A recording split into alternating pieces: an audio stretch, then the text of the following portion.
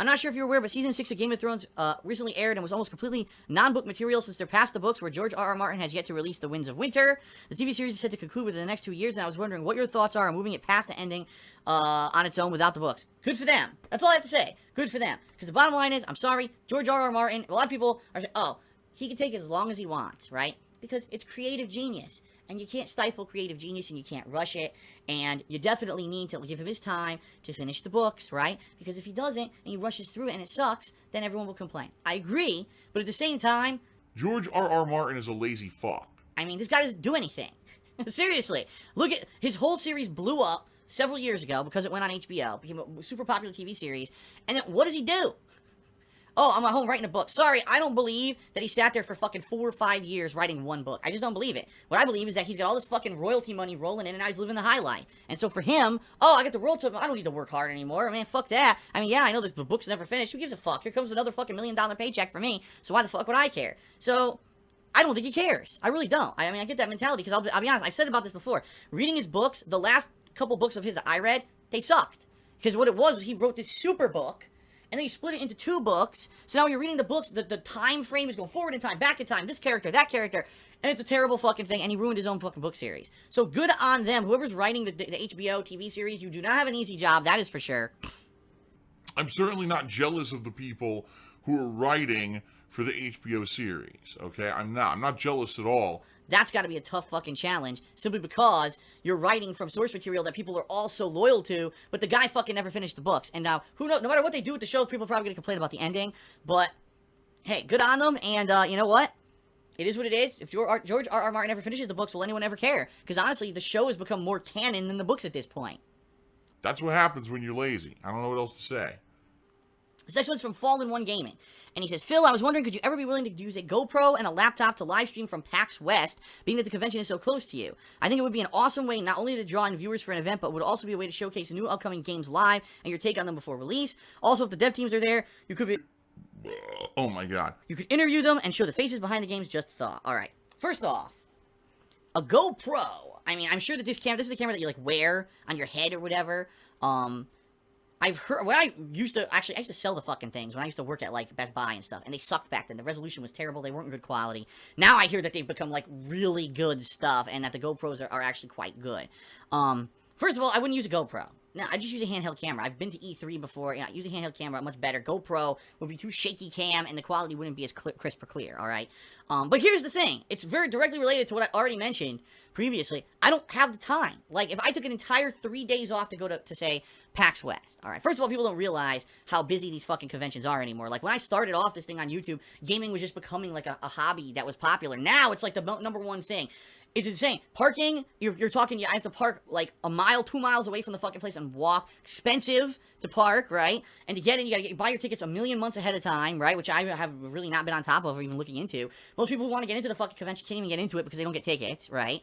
You get in there and it's a fucking crowded with people, wall to wall. It's hard to record. It really is. And the bottom line is, I've already heard that it's become like almost like an internet gaming culture fan fest with millions of people coming in and trying to look for YouTube celebrities and stuff in there. The bottom line is this. If I went to PAX West, I would just be a normal attendee, and yeah, I would film a few things. I wouldn't be able to be a guy who's a celebrity who's covering stuff. Because I'm just not popular. Let's face it, I'm not popular on YouTube. Anywhere to the level where I'd be able to get an exclusive interview with a game developer. No one cares. No game developer would grant me an exclusive interview. I'm just sorry. I'm just being real here. I don't think it would ever happen. I'm not trying to be negative or defeatist. I don't have any kind of a following where I could get my foot in the door. That's the thing. People, again, I'll say it again. People seem to hold me up to the comparison and esteem of these giant YouTubers with millions of subs. I'm never going to be there, you know? So I would never have the clout to be able to do that kind of stuff. It just wouldn't happen. And the bottom line is, I've been to E3, and the year that I went to E3, I didn't get much exclusive coverage of anything. The exclusive things you get at E3, you can't fucking record. You know? So it's like, what's the point? It's expensive, you know what I mean? For me, yes, I live right next to PAX West, but I still have to drive all the way there, park, walk, food, tickets. You're talking hundreds of dollars in expense. Plus, taking 2 to 3 days away from my business here, where I'd be recording and putting out videos to pay my bills. Again, it's just like going to the movies and all this. Phil, why don't you do this? Why don't you do that? I don't have the freedom to do it. Next question from Atlas Telemon. Now knowing more about the Switch and Zelda Breath of the Wild, could you share your thoughts on both?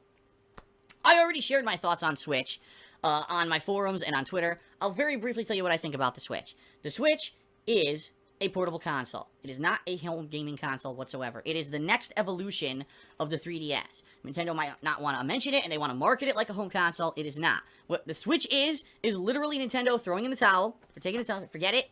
We realize we can't compete anymore with these other guys who are making these consoles at home. They're not trying to compete with graphics anymore. They're not trying to compete with the lineups of games that they're putting out anymore. They're just throwing in the towel, and they're saying, we're just going to make handhelds, all right? Now, the Switch can be a home system, but it's a downgrade from any of the systems that you have right now, especially because people were so nuts. We heard that the Switch is going to run with graphics better than all the modern consoles. Then what's it going to be priced at, $800? No, of course not. Or else no one's going to fucking buy the thing, and Nintendo would never price a new console that high, because they know their market share is for the more casual gaming audience who are just fans of Nintendo games. No one's going to go out and spend $800 on a Nintendo console just to play the exclusive first-party games, besides the most hardcore of fans. So they're going to release a console. It's probably, the rumors right now is that's going to be between $250 to $300. It's going to have terrible graphics compared to all the other consoles are doing. It is going to be, just face it. I mean, seriously, even the most hardcore Nintendo fanboys at this point need to start realizing reality. They're not trying to compete anymore. They just realize they have a market share, a market base, and they're not trying to compete sales-wise or anything with the other consoles anymore. They're not. This console is the proof of it. No one asked for a console that's a home console that you can attach these fucking sides to it and take it away as like a tablet gaming system with you. We already have our fucking smartphones right here. I have that. I don't need to add fucking thumbsticks to the side of my smartphone to play Nintendo games, and I'm not asking for that. No market is asking for that. It's just, they decide to do whatever they want. And they realize they have a rabid fan base that will buy whatever the fuck they put out there. Regardless if they're not making sales numbers like they used to, they're still making enough money, obviously, to keep afloat, mostly because people ran out and bought Amiibos for 2 years like morons, so now they can do whatever they want. And once again, they're making a gaming console that's not as powerful, it's not going to be as good, it's not going to have the features of the other consoles, and we're just going to have to realize that's it. That's the reality for Nintendo at this point, okay? Switch will sell a lot at launch. Everyone will get the Switch, right? We'll all buy up the first-party games and maybe a few third-party games at launch, all right? But what's going to happen is the third-party games aren't going to sell as well because let's face it, when you already got Skyrim remastered for PS4 and Xbox One and it's running great, and you buy it for the Switch and the graphics are dumbed down and the frame rate's lower and it doesn't perform and it's got cut content because it can't handle it, why the fuck would you buy it for the Switch? And that's what's going to happen with every third-party game on the Switch, just like it did with the Wii U and the Wii. The games underperformed on it and people said, why the fuck would I buy it for that? It doesn't make sense. And the same thing's going to happen with the Switch, and within a few years, no third-party support again, and all it's going to be on there are the first-party Nintendo titles. And the hardcore rabid Nintendo fanboys, oh, it's the best thing ever. I love playing my fucking Splatoon and all, because Splatoon now is apparently a launch title, even though we all fucking played it already. Oh, Splatoon's a launch title and all this is so great.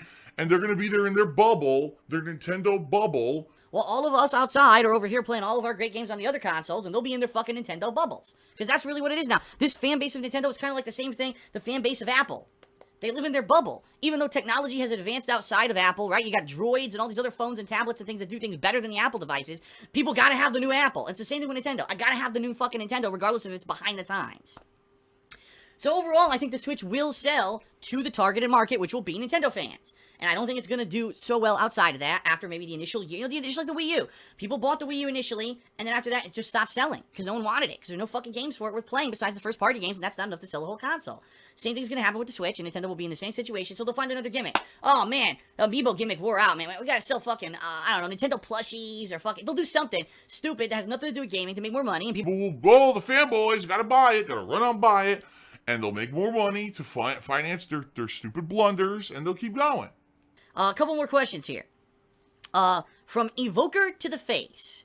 Nice name. He says, greetings and happy Thanksgiving. Phil, my question for you today is this. Since you play games for a living and you try to play most major releases, you've obviously been around the block. Does playing a game for YouTube diminish the enjoyment that you may potentially get from any given game?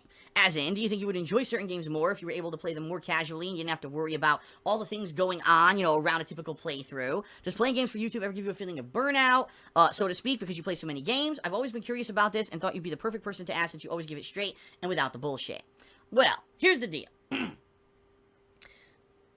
The one thing, honestly, for me, that does create burnout when it comes to YouTube, in my opinion, honestly, and I'll be real out here, was the live streams. Alright, because I was live streaming every day, and I had to conform to this very strict schedule of when I was going to be playing the game, because I had to set up the stream, I had to get it going, then my website has to update, then I have to tweet out that the stream is live, then I have to test everything on the stream, I have to do a pre-stream, then it's time to play games, oh my god, I have to use the bathroom, now everyone has to wait while I go take a break, right? And God forbid something happens during my break that delays me from coming back to the stream, because then everyone complains or leaves the stream, and then I come back, and then later on, oh, I gotta hurry through my fucking dinner now, because I'm supposed to stream again later tonight, and I gotta rush back to the stream. I think that really the streaming was done way too much. I went overboard with it.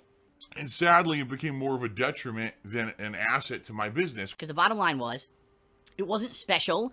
It was something that was going on every single day for every playthrough. Even the longest, most drawn-out games that I played, you know, games that were 20, 30 hours long, I was streaming every single portion of it. And I think that really, it kind of made things stressful for me. It did. Now, this particular week is the first week ever I've cut back on streaming. Now, Monday didn't work out so well because all my streaming software and everything crashed. But outside of Monday, this week has gone pretty good. I mean, Tuesday and Wednesday so far, I was able to control my schedule, and even though not everything 100% went according to plan, I was still able to get in all the gameplay that I wanted to get in those days, and I got done what I needed to get done, so things are going good. I had the flexibility to go trim my Christmas tree, and I have to worry about, oh no, this or that, and it went pretty well in my opinion. Things are going pretty good. So I think that my new schedule adjustment of not streaming all the time is going to work out well, alright? Do I ever get burnt out? I'll tell you. Wanna know when I get burnt out? I get burnt out when I'm playing a game that I'm enjoying, but the game has so much fucking padding.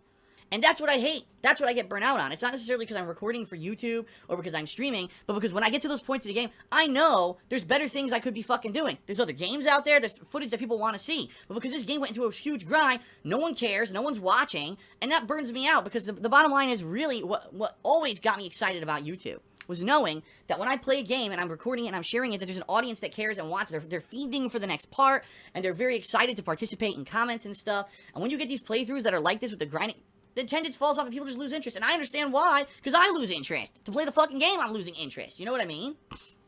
When I'm playing a game where every day people are engaged and excited and they're coming out to the streams and they're talking about it on Twitter and they're fucking commenting on the videos and they can't wait for the next snippet of that game.